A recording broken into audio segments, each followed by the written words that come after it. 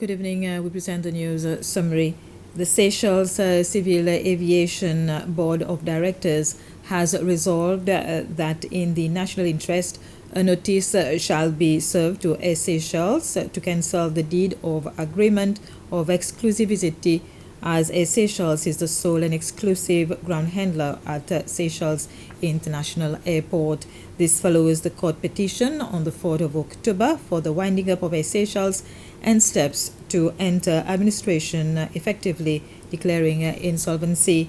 It is the opinion of the Seychelles Civil Aviation Authority that current legal proceedings subjects Seychelles to a high level of uncertainty, which puts at risk the continuity of the ground handling service for all scheduled commercial airlines operating to and from Seychelles.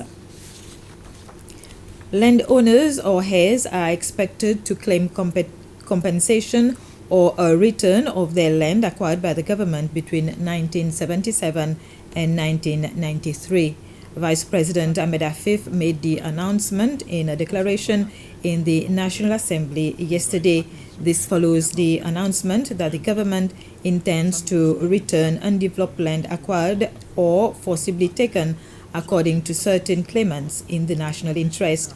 Individuals, families or heirs who intend to claim compensation or the return of their land have until December to present the necessary documents to the ministry responsible for land. Owners of domestic companies, partnerships and associations have until the 31st of January next year to comply with the Business Ownership Act, by which they have to provide for the identification and verification of the beneficial owner who owns or controls the entity. The compliance of legal persons and arrangements under the Beneficial Ownership Act has been published in the Official Gazette. The Secretary of State for Finance, Patrick Payet, said a series of consultations and awareness programs will be organized to make businesses aware of what the law entails.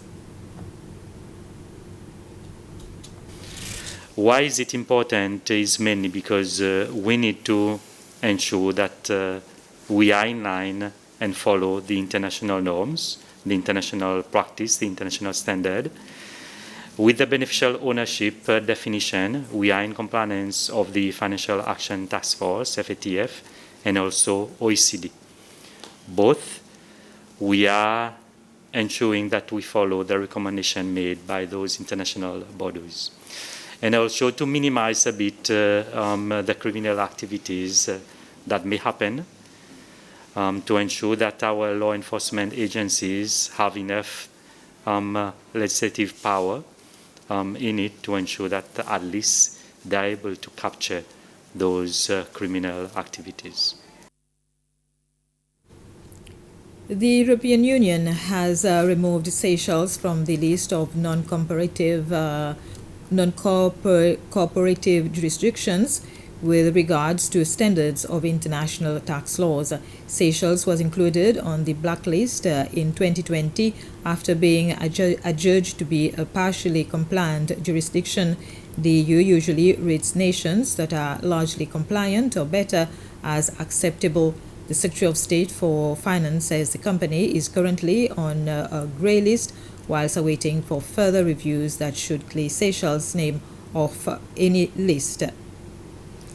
The EU ambassador Vincent de Geer made a visit to La Digue recently to see first-hand completed projects financed by the EU, such as the drainage projects to help against coastal erosion and flooding. Also on the visit were representatives from the UNDP and the Minister for Agriculture, Climate Change and Environment, Flavien Joubert. Ambassador de Geer said he was satisfied of the end result of the drainage project.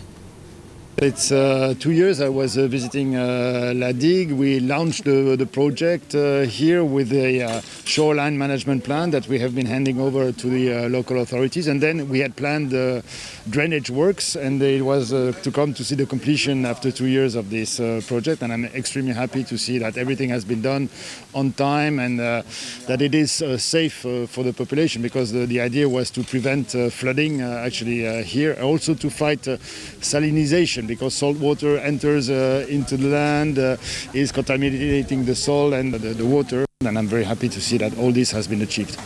This was a news summary. Thank you for your attention.